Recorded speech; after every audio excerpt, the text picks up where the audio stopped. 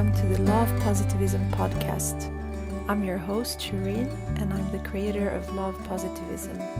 I'm here to help you on your spiritual and healing journey. I am a certified yoga and meditation teacher, a student of Chinese medicine, a doula, a Reiki practitioner, and a passionate, highly sensitive person. I want to use my knowledge to channel information and messages for you to grow on all levels.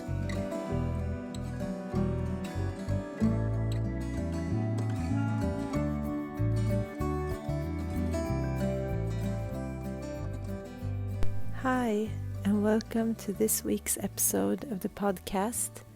Thank you for being here.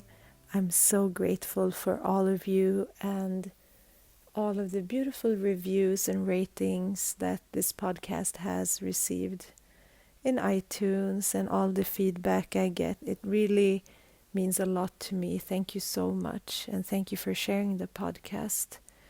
And for everyone who's just found the podcast, super grateful that you came here today and that you're taking your time to listen. And I'm grateful for everyone who's followed me on Instagram and Facebook for so long. Thank you so much. It's really become a beautiful community, and I'm so blessed to have you all just creating this vibration together. So thank you so much. And this week's podcast is so beautiful. I have a beautiful guest, Syma Kharal. She's an international sacred feminine and spiritual coach, healer, speaker, and #1 Amazon best-selling author of Goddess Reclaimed and Manifest Soulmate Love. She holds an honors degree with distinction in psychology and a certificate in counseling from the University of Toronto.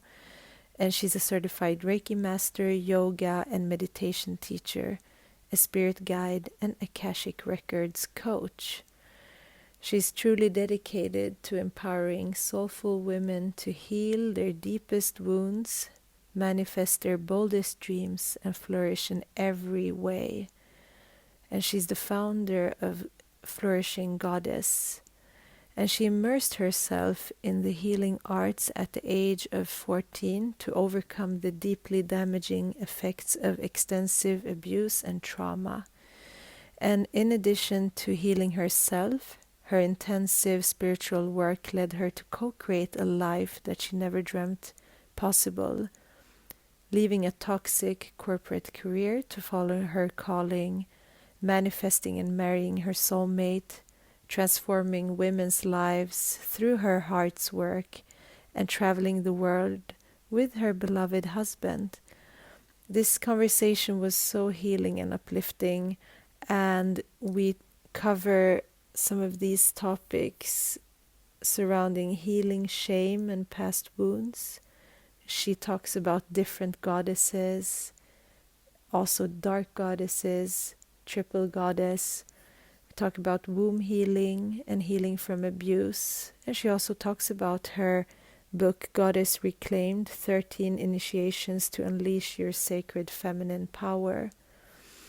And she's truly here to support sisters out there, to heal for everyone who's been on the same type of path that she has been, and to just empower women in general and to just connect to Goddess again. So I'm so grateful, so happy to share this conversation. Enjoy. Hi, Syma. Hi, Shireen. Such a blessing to be with you. Oh, welcome to the podcast. I'm so excited to have you here. Thank you so much, my dear. Oh, and I always start the episode by asking, how do you stay mindful and present? It's that heart connection with the divine, first thing in the morning, last thing at night, and then moments throughout the day. For me, especially connecting with the beautiful goddess. I'm also a Taurus woman, and I have Taurus all over my chart. So I'm blessed to be deeply connected to Aphrodite, Venus, Isis, Ishtar, and that helps me to be very sensual in my body. And the mindfulness, the mind connecting to the heart, to the body by being really present with the senses always brings me to the present. That's beautiful. Thank you so much for sharing that. My pleasure. And yeah, I'm so excited to have you here. I was really looking forward to talking to you today, for you to share your work, what you do, and yeah, just dive into everything. So maybe we can start by you introducing yourselves to the listeners that haven't gotten to know you yet. Oh, thank you so much for the invitation, sister. So I have the honor and blessing of serving sisters all over the world as a sacred feminine coach, healer, author, and retreat leader. And I've just been so grateful to be on this path of having gone through a lot of earlier childhood trauma that led to a lot of healing that needed to be done. I suffered from depression and post-traumatic stress disorder in my early teens. I was blessed to have some counseling in my high school, which really helped me to become, I would say, functional. But later on in my life, in my kind of mid-20s, I was revisited with what I call that Kali Ma initiation, the dark goddess initiation.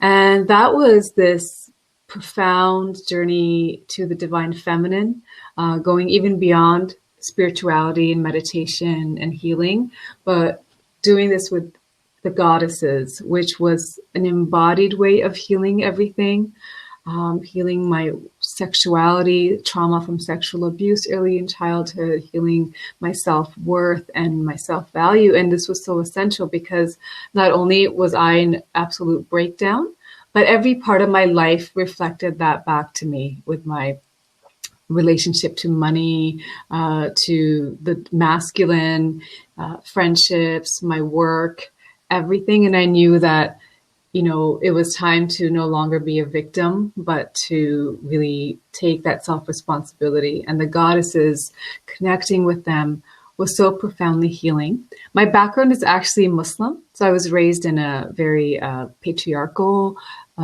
Muslim, Pakistani, Indian background. There was a lot of beautiful things that I was taught as well, but it took the goddesses and the divine feminine to heal the wounding with the shadow and toxic masculine. And then when I was able to do that, it absolutely transformed me at a cellular level in my womb, with my sacred sexuality, reclaiming the power of the womb, the connection to the goddess in all her phases, triple goddess, the queens of heaven and earth, and the goddesses of the underworld. The dark goddess, as much as sometimes what we think of when we think of the goddess, you know, the beautiful Aphrodite or Isis. And this was so powerful for me that I had to share these teachings with others, because I knew that they were not taught to me. Not only was I not taught about the divine feminine, but the feminine was very much always seen as a threat, something sinful, to be oppressed and controlled. And the way that my life transformed, the way that I was empowered by this, it became my life mission to teach the ways of the goddess, her gifts to not only women, but our soul brothers as well, because we have to heal this imbalance together, individually within ourselves, so that we can heal it on Mother Earth, in our planet, in our collective consciousness again. So it's my mission now to support my sisters everywhere in doing that same work of uncovering their greatest inner blocks, usually connected to our earlier life, or in my work, even past lives, and clearing them at the deepest level, at the root level, no matter how far back it goes, even if it ends up being karmic. And then to really not only transform them, but to flourish into the goddesses that we truly are. And so really helping them manifest all of their dreams from the feminine.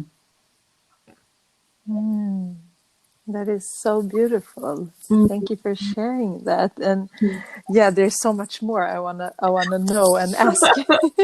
Yes, it really resonates with me, and I totally can relate to upbringing and how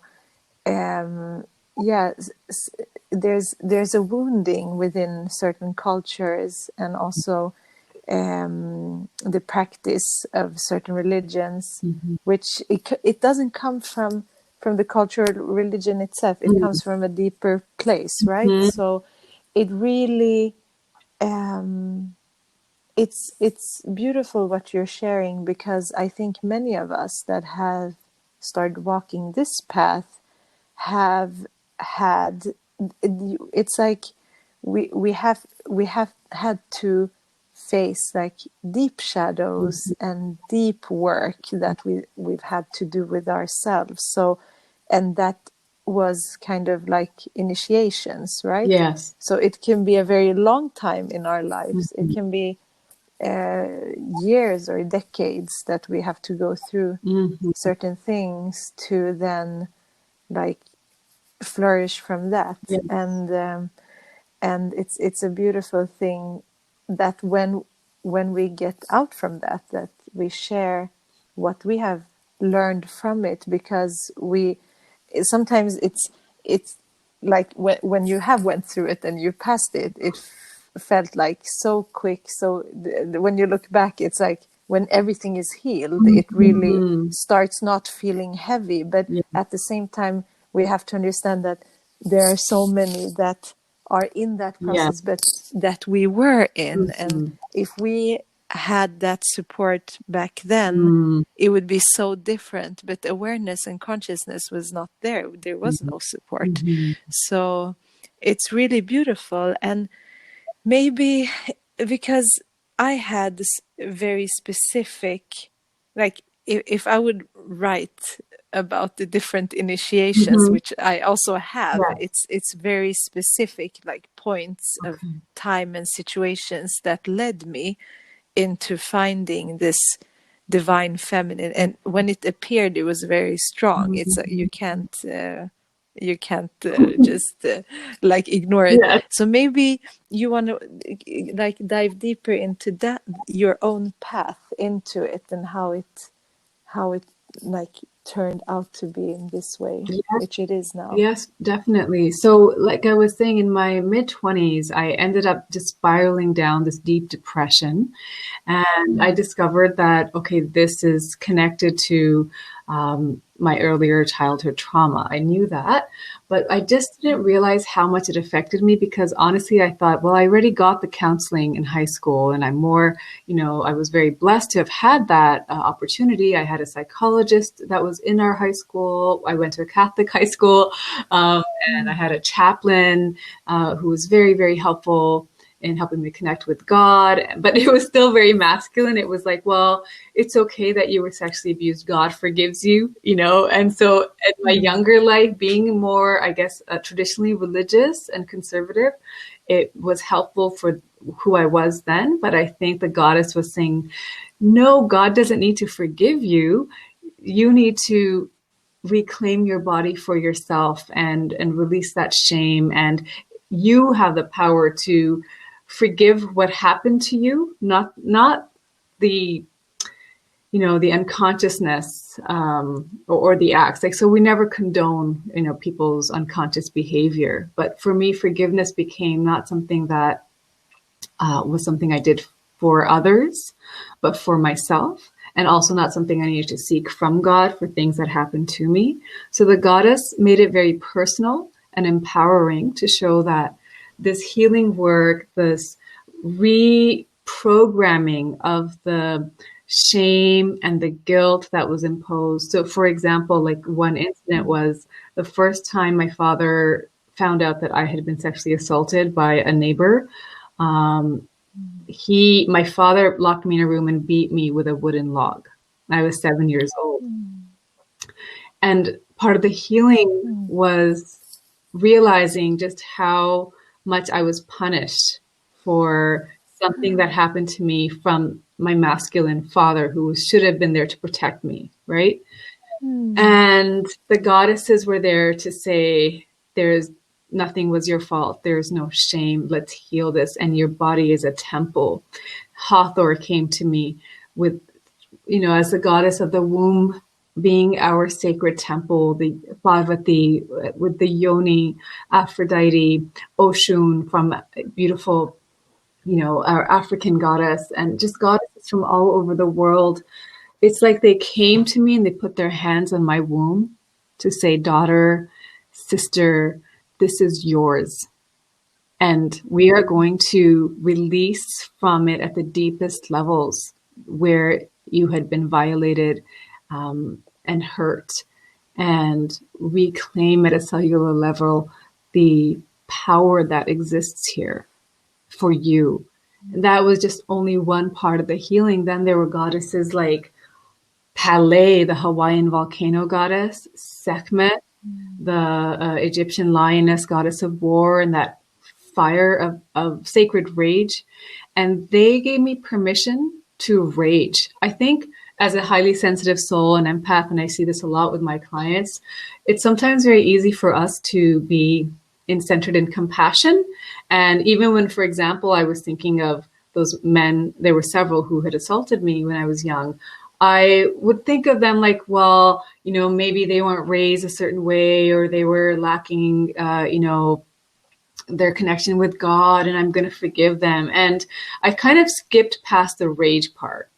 And Pele and these goddesses were there to help me feel, I don't know if we can swear on this podcast. Go ahead. They were like, fuck that shit. How dare they do that to you? And to also in an embodied way. So for example, for me, the gap between the counseling I received in high school, which was, again, very helpful, but it was more, it's talk therapy, right? Cognitive. The goddesses gave me this beautiful tool of movement and embodied healing. So for example, I could use the breath of fire to release that anger, or dance and movement and shaking, this primal shaking and raging and screaming and sound, to rage out the rage, the raw, pure rage of the child, of the feminine, of all the goddesses, all women who've gone through these violations. And so many of us, unfortunately, most of us experience harassment and violation, abuse, in some way at some point in our life.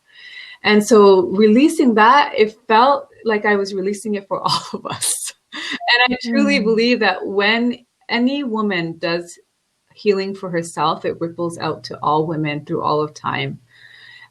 So there was the goddesses of rage that really empowered me. And that continues to be a gift, where when I work with women, they're like, I know I need to forgive my father or my mother or my ex-lover or my boss. And it's like, we'll get to that.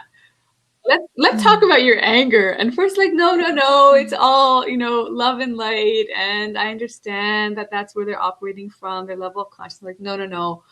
And there's always, I get to that volcano and it's just so cathartic and necessary, right? So there's these different aspects. And then there were the goddesses like Ereshkigal and Persephone, who took me to, I was already in the underworld. I see going into a depression as being in the underworld with the shadow. But when we don't have those guides, whatever that might look like, for me, it looked like the goddesses of the underworld. It can be your angels, it can be your higher self, it can be God, Jesus, whoever you connect with. But for me, it was the goddess. They were like the specialists, they were the goddesses of the underworld.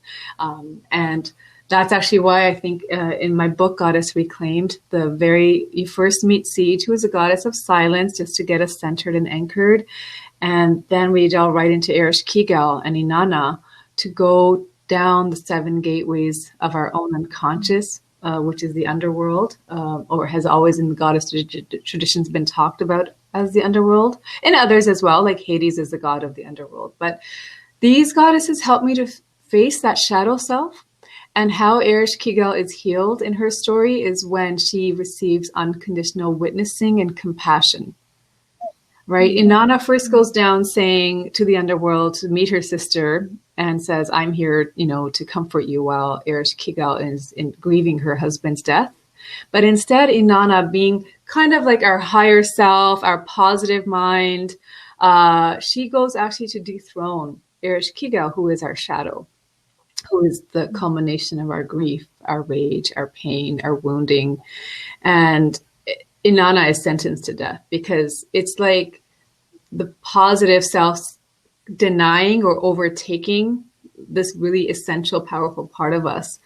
And it's only when Ereshkigal receives these two creatures that Inanna's father sends down, who wail with her, who cry with her, who empathize with her, who share her grief with her, who honor and witness her, only then Ereshkigal is given some relief and release. And so she sets Inanna's body free, and Inanna is now no longer the same. And Inanna must make this journey often when Venus goes into retrograde, which is going to be happening. I'm not sure when you're airing the podcast, but soon. It's said that that's when Inanna goes down into the underworld. And for me, it was about going to that shadow self, the wounded inner child, the even wounded teenager, and the present self. And again, this continues to be something now I work with so much, especially in these times, is to just hold space. Learning how to hold space for ourselves is so, so, so powerful. And many of my clients who want to become healers themselves, and they're talking about different modalities and tools and certifications, and I always share with them that in my experience, our tools are beautiful. That heals the most those we're serving is offering your unconditional love, presence, witnessing, and just holding that space for them, right? To be held with unconditional love. And this is what the goddesses of the underworld gave to me in that time of healing for myself. And then eventually there was the grace with Tara and Kuan Yin of the higher spiritual purpose and lessons. But we didn't just skip right to that. I think that's maybe what the earlier counseling did, was kind of help me have a more positive spin on things. And I think, that maybe repressed things a little, which needed to come out later on, which I'm very grateful for. That's so beautiful. And I love the story with Inanna because Inanna or Ishtar has been really present in my. That's how I even became aware, of the goddess presence. An initiation. That was it. Wow. I didn't even know about these goddesses, but I was doing a shamanic journey, and I saw Ishtar, which I didn't know who she was, but I heard the name and saw the shape of her and her body and the wings and everything.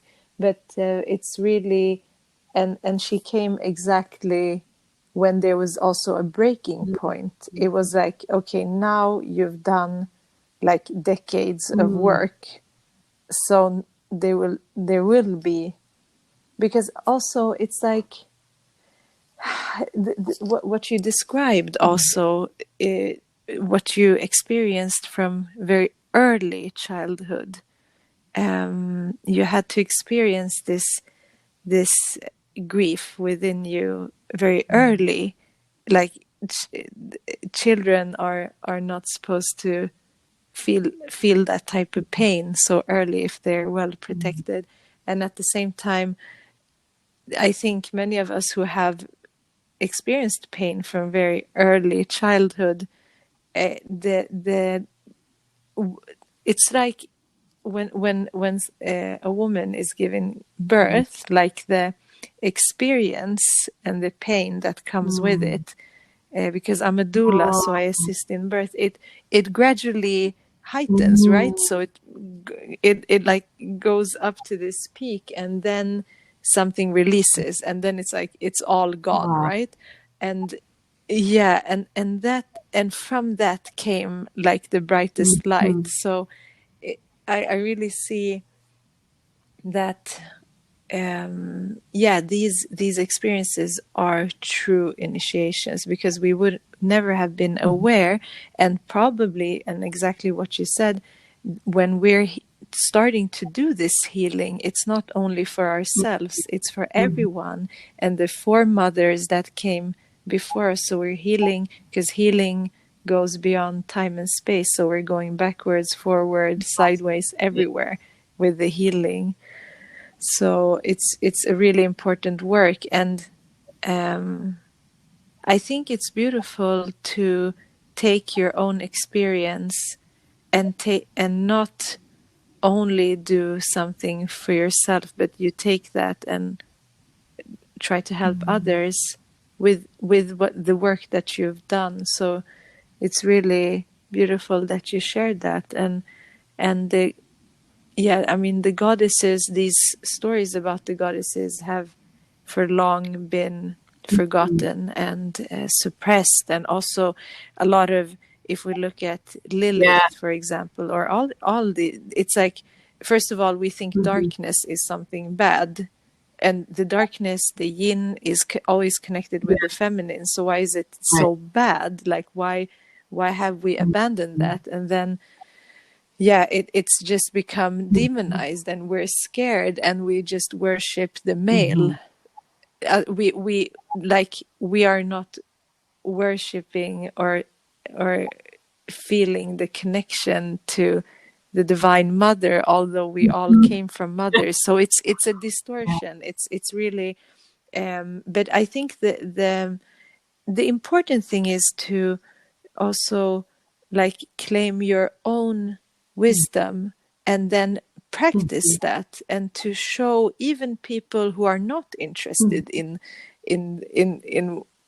going so deep, but embodying like what it means to be connected with your cycles, how you express how you're feeling. For example, when you need that time to go within, you are maybe in pain, because many of us who have experienced these type of like past life wounds in this life, we carry also pain in our womb. So that's why during our menstruation, it's very important to work with that. And how do you, is that something that you're also teaching, womb work? And Oh, yeah. absolutely. So one of the ways that my pain had manifested earlier in my teens was with really terrible periods. They would last about 8 days. They were so heavy. Sometimes I would faint because I would lose so much blood. Had so much pain that I would be bedridden often and take time off school. And this was obviously all the pain that I had experienced, right? The sexual trauma manifesting in my body, and other hormonal imbalances with acne and just PMS, mood, depression around that time. And it was, again, it took me until my early 20s, mid 20s, when I started learning about the triple goddess and the moon cycles, in addition to the healing of the womb and the sexual past and trauma, and again, even just religious upbringing around sin and shame. Around your body, because in the Muslim culture you have to be completely covered, and a lot of Muslim sisters, I have to say, feel very empowered when they do that, and so more power to them. But though in my context, it was still about you should cover yourself up and be modest, and it's like don't be a whore. It was kind of that bad if you're showing like your forearms even. So the period healing with the triple goddess, oh my God, it changed everything for me. I started learning about how let's just, for example, take a typical 28-day lunar cycle, and learning about how we are actually a different woman every phase of our cycle, right? Whether it's a week or longer, and how we are the maiden, and again, we might not be as connected to this. Each woman might have her own personal experience, but the archetypes and energy of the maiden and the mother and the crone is so powerful that when I learned about it and I started living and honoring that cycle, so my period time was now going to be a time of rest, retreat, release, giving my blood back to Mother Earth, or, if it was winter, because I'm here in Canada, it's very cold, I would put it in my plants. Just that's my time of deep. My dreams are more vivid. I'm learning that. Oh, I'm more sensitive now, and that golly ma crone energy comes in. I'm less patient because I have a no bullshit radar, no filter. And knowing, okay, this Mm. is the time where I'm not going to have some of those heart conversations because it might come out a little too abrupt or, hurtful, because that's a shadow of the dark goddess as well. And so I'm going to wait till my mid cycle, the ovulation time, the full moon time, where I'm more in my heart and I can speak for everyone's greatest good, with more grace and kindness and compassion. But if I need to set boundaries and with a boss or a colleague or whoever, I will do that. This is in the past, during my period time, because I'll have a little more of that badassness in me. And when I want to Mm. get clear and set new intentions, and I know after my period, that new moon, and we don't have to necessarily sync with the moon. We can go with the rhythm of our body or the moon. I find once you do that, either way, the period and moon cycle ends up syncing. There's some magic there. But Mm. just knowing that different phases offer different opportunities, it changed everything. My periods became something I looked forward to. For years now, they've just been, about 3 days, bright and red and beautiful, very regular, in spite of being on a fertility journey and, doing eventually some fertility treatments. Thankfully, my doctors have always said, like, your eggs are what we look for in our donors. And like I have, Mm. my beautiful yoni is like the age of an 18-year-old, so I know she gets a lot of love, And I have to say, one thing that's been so Mm. beautiful is when I got together with my beloved Eric 12 years ago. Mm. He one time we had made some plans to see some friends, and the night came and I said, I'm actually kind of feeling like staying in and being cozy. Do you think that's okay? He's like, yeah. He looked at the calendar and he said, yeah, that seems about right. And I said, what were you looking at the calendar for? And he said, it's about that time for you. I'm like, excuse me? And I said, what do you, no, I'm not due for another 2-3 days. He's like, okay.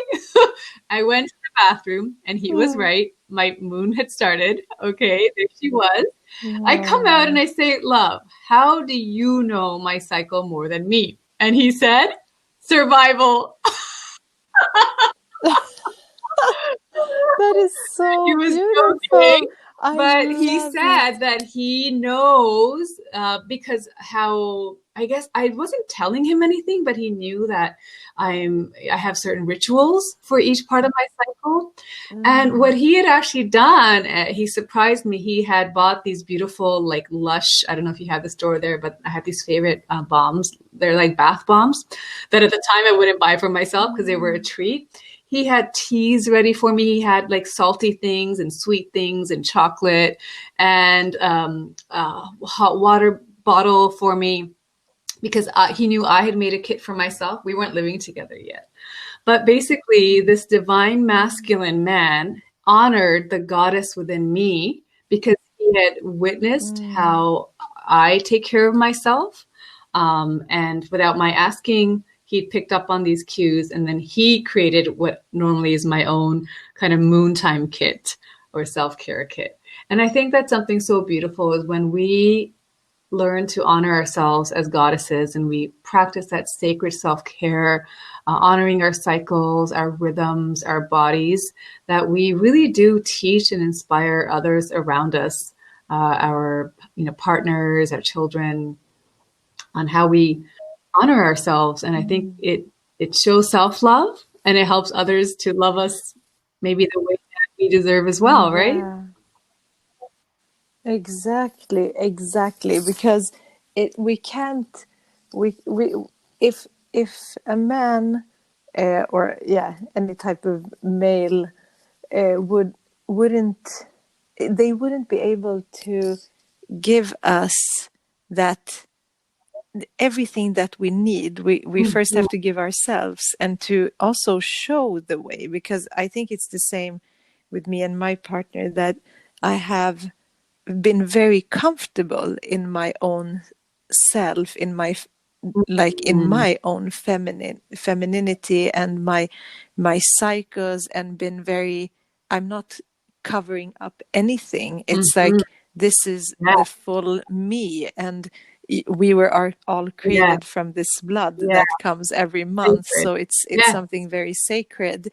and we have to teach because they haven't been taught by, because the mothers that have come before Yeah. are also suppressing that. So it's not a conversation that maybe you and Mm-hmm. I would have with our sons, for example, to teach them. Not even Mm-hmm. girls are taught anything about that. It's just becoming, it's coming to the Yes. surface now. So there are probably many conscious mothers out there that are teaching their children this, but I think our generation has not. So it really, exactly what you said, how you treat and love yourself is how others, and the more you suppress yourself, or don't listen to your own body, and yeah, then other people won't. And it's especially, I mean, in your case, what you describe, it's really like someone so comfortable in their own divine Yes. masculine and feminine, that as we serve each other in that way, it's a very Mm-hmm. beautiful Mm-hmm. union. Yeah, I love that. And but it's really interesting. So you have, with the womb and the womb work, you've experienced the blockages that many women experience nowadays. First of all, we walk around and think that having extreme pain is normal, but we're not being taught that that's really energetic, and like an imbalance that comes from deep within, something that needs to be released. And many women are also going through challenges when they Mm-hmm. want to conceive. And I think that's a really important topic to take up, if you want to share a little bit of Yes, how you see absolutely. that. Well, I have to share, after doing Mm. all this beautiful work and, my yoni, I see it shines, and my beloved, the Mm. sacred union that we experience when we're intimate, the sacred lovemaking, it feels like it's Shiva Parvati making love through us, So Mm.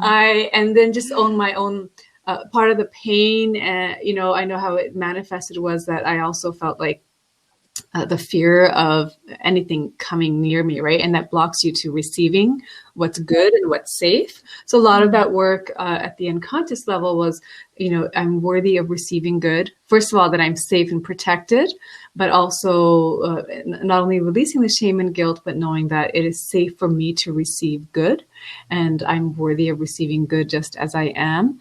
And the worthiness in the womb makes such a big difference because, the sacral chakra is almost like porous in terms of how we can receive and how we can create through it. Our beautiful womb is so, so powerful. We create life through it.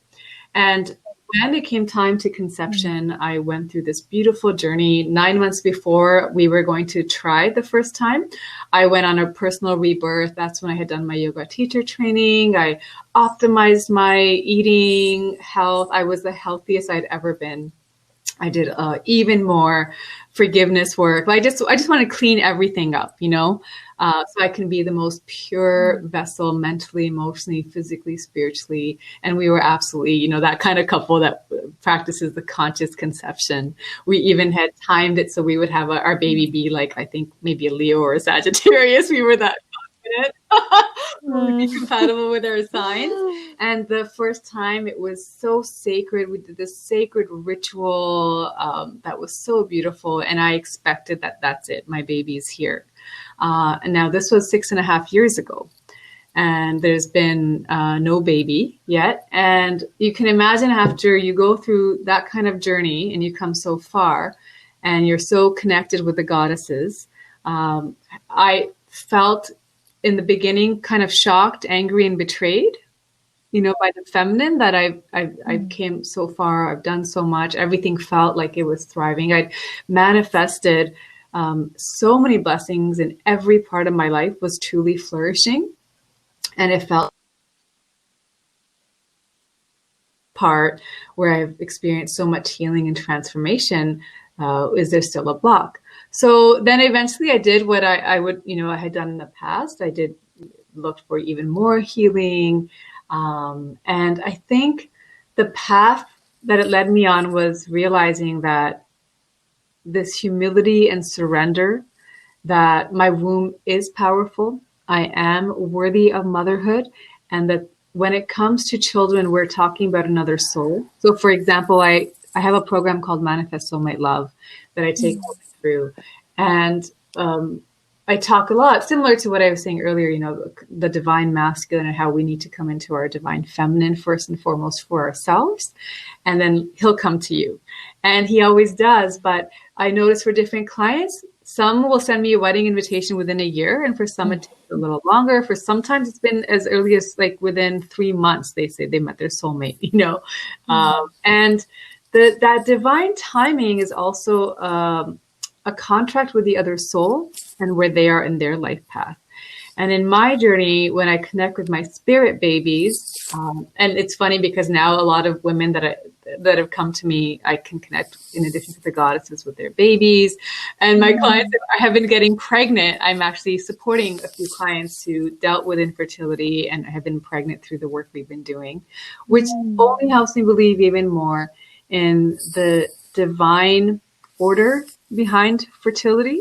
So I feel that once we have done what we need to do to love ourselves, heal ourselves, we can also give ourselves permission to let go and trust that, if you feel your womb is healthy, because in the fertility journey, you can get a little obsessive and crazy, wanting to do everything in your power. And sometimes what ends up happening, and it definitely happened to me at a certain point, was I thought I was being proactive, but I was actually giving my power away to all the other experts. Someone said, do this supplement, that medication, this hypnotherapy, that acupuncture, this holistic treatment. I've done everything you can possibly do. And given that all those things, didn't work, still was a reminder to me that I need and deserve to listen to my own body. And it's not so much about now what I want, which is a baby, but how I want it. And how I want it is to be in trust with myself, to be gentle, to be on this journey with self-compassion, with self-love, with honoring and listening to my body, eating what my body tells me feels good and not what someone else is saying I have to eat or can't eat, living the way that my body, my heart, my soul feels beautiful and goddessy, to welcome these beautiful souls that I've felt connected to since the beginning. I even know their names. And really trusting that it's like this holy trinity of father, mother, or mother, father, and holy and child. And connecting and knowing that, and I'll share what I've seen in my visions. I see the soul of my daughter, and what she said to me is, us, you, me, the women of our generation, this time we are breaking down the old structures, right? The patriarchy and a lot of this darkness, the corruption, the way we're treating our planet. We are in the generation, and especially what's happening in our world right now, of breaking down the old. And she is coming. She showed me herself like a little Wonder Woman with a bunch of other strong girls and really heart-centered, sensitive boys who are also, and they each had this balance of feminine, masculine within themselves. And how this new generation of souls that are coming through us, especially those of us who are maybe a little more, spiritually minded or walking that path, we're providing this vessel for them to come through. They're going to build the new world. And it's like that made it so not personal, that has nothing to do with me, right? These children have their own divine path, their own mission, and they've shown me how certain things have to line up with certain timings. They even know, for example, which soul group they're going to go to school with, which friends they're going to have, right? Which soulmate they're going to have. I saw eventually my daughter's soulmate and all these things it was connected to. So it made me realize there's womb and fertility involved, but fertility is it's not just us. It's conception is about these other souls and their own divine path and purpose. So what we as womb men, as the mothers and vessels can do in the meantime, the best thing we can do on the fertility journey is mother ourselves. Yeah, and that's so beautiful because when we talk about, like when we see the triple goddess, like the maiden, the mother, and the crone, we also hang on to the picture and the image of what the mother is. I mean, we think that mother can only be attained through a physical child, but at the same time I see many women out there that it does take a bit longer for these women to conceive, but at the same time they're doing so much work that is not only for themselves, it's for the world, which is being a mother to all of humankind. And to I'm thinking about these times that we're in now.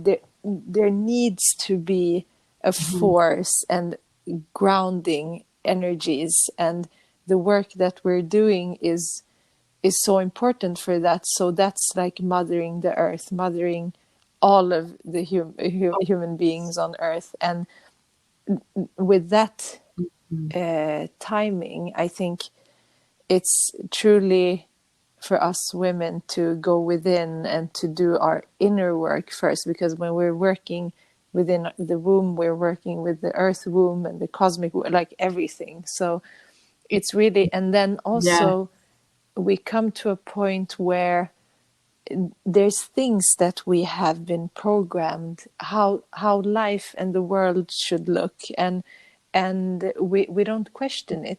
So we just do whatever has been planned out for us to do, and we think that we will achieve happiness when we get there, but then we see that it's not the things that happen outside of us that makes us happy, but it's actually the attachment to that makes us very unhappy. Absolutely. Yeah. Yes, you're so right. And one of my great lessons too has been I deserve to be happy now, no matter what happens, no matter what doesn't happen. But every person, every woman on the fertility journey, why do we want to even be mothers, right? To have even more capacity to love and nurture a little being, and just, offer all that unconditional love that we have. But nothing is stopping us from doing that now. And I'm blessed to have nieces and nephews, and really my clients will often say to me, they feel that maternal love from me. And you're so right. I have the blessing of channeling that love every morning when I do my metta meditation, my Loka Samasa Sukhino Bhavantu mantras. I hug the whole world. I hug the whole planet, especially these days. And sometimes, especially these days, I cry because I have so much love. I feel all of our fear and pain, and I want to hug all of us, our humanity, our animals, our Mother Earth, with so much love and protection and tenderness. And then I see and feel, Goddess Isis behind me with her wings wrapping me. So I know that the Divine Holy Mother is holding all of us. But through this journey, and all of us, we're probably wanting to manifest something, waiting for something to happen. But that was that lesson, that it's not about what I want, but how I want it. And I get to choose how I want it, and how will be with joy now, today, in the present, with gentleness now, with honoring and listening to myself, my own wisdom now, with just being filled with gratitude for all the blessings that I have right now. All we have is the now. And that's all about surrendering right now to when I'm going through something, I always think and feel that this is my path. I there's nothing that I can, that I should or could change, because this is my path. Like, come back to that, just surrender into that. This is my path. Like, it doesn't mean that everything is going to be constantly feeling in a specific way. It means that right now this is how it's supposed to be. How do we accept? Like, Exactly. we Yeah. talk a lot about acceptance, but Mhm. what does that really Mhm. mean? And when do we stop pushing? Because it's, I mean, certain things in life we can't achieve with young masculine pushing energy. Certain things we have to release and let go, and just trust that we are exactly where we should be. Yes, and that's, releasing resistance to what is here. That has been another gift. Actually, it's funny we're doing an interview today because I intended on creating a video for my YouTube channel, because next week is, I think, National Fertility Awareness Week in Canada, and I believe the US as well. And I was going to share 10 life lessons I've learned from my fertility journey. And the other one was this surrender and releasing resistance, because we made 5 embryo babies through IVF last year. And we did 3 transfers, and we lost all 3 of our embryo babies. And the third one was just before the holidays. And it was very devastating. But every time we do this, of course, I do all of my prayers and rituals. It's still a very sacred process, even though it's medical. And I remember saying, I had prayed to God, to the divine God goddess, that thy will be done. You know what my heart's desire is, but may your most loving will be done for me, for everyone's greatest good, for the greatest good of my children and me, my beloved. And so, and baby doesn't come or stick around, stay. It was exactly what you said. It was accepting that if this is what is here, then, and if I'm truly going to live a life of faith and say that whatever comes is from God, and if it comes from the divine, then it's good. It's the divine's will for me. And if I say that I trust that the divine loves me unconditionally, and everything that comes from the divine is for my greatest good, then whatever shows up, I have to trust that. And it was hard for us to do that, right? When what shows up is not what we want. But when what shows up is heartbreaking or devastating to your human self, which I completely honor, I allow myself to go through that process. Again, I hold space for myself, but there's this light that shines through that says, if this is from God, Goddess, then it is also good. It is from love, and it is here for my greatest good. This is divine will. Therefore, this is much greater than what I could have hoped for myself. And one of the gifts I feel it's given me is, I feel that when we go through grief, grief feels so, it carves out a depth in terms of the pain that I felt that I didn't even know that I had, in spite of what I had gone through earlier times in my life. But as that heals, and even as that's still there, sometimes it gets triggered, and it's kind of like it's a process, and I honor that as well. But I also know it carves out a deeper capacity for compassion and love and gratitude and grace. So right now, when I was saying earlier that I feel like I can just hug the whole world, it's because the grief I've experienced in my own journey has broken my heart so wide open that my capacity for loving is now so much more. That's so beautiful. I really resonate with that. Thank you so much for sharing that.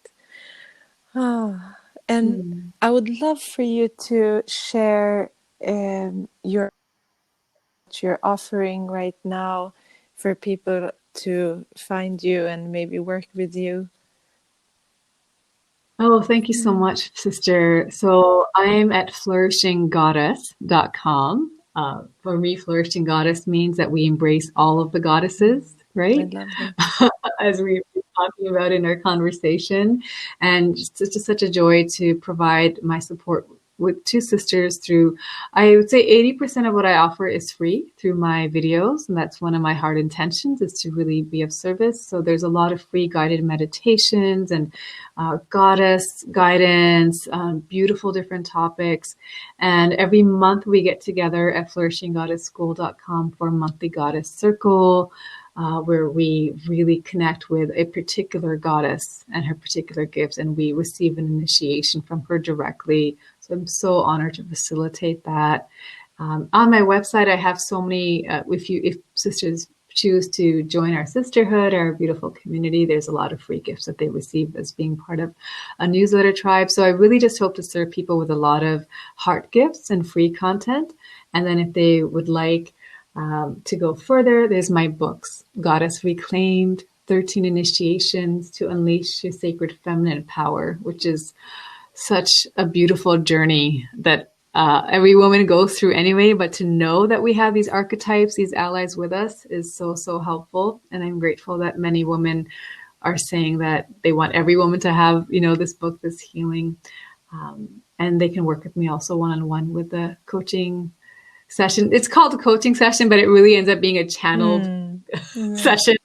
All the goddesses show up when I work with a sister, and they just start showing me visions of her past, present, future, and we just work together to manifest miracles together. So all these different ways that I am so humbled and grateful to serve my beautiful sisters. That's beautiful. Thank you so much. And I'll add all the links to the show notes so everyone can find Thank you. Is there anything else you want to share before we wrap up the call? Yes, I would love to share, if we're listening to this during these times, that God, Goddess is in charge. We are being held. There is divine order behind this time. The Mother Goddess is with us. The dark goddess, when we enter her womb, the void, it can feel dark and scary, but we're actually being held deep within her womb, within her heart.